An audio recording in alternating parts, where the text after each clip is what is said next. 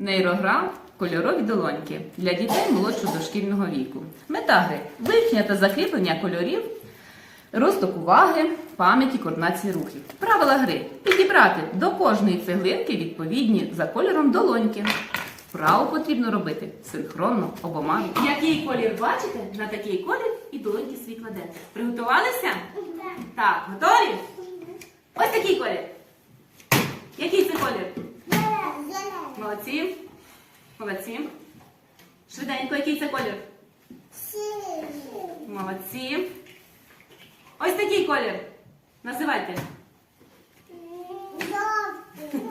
Жовтий. Ми пограємося гру. Який колір я показую, такі долоньки ви і закриваєте.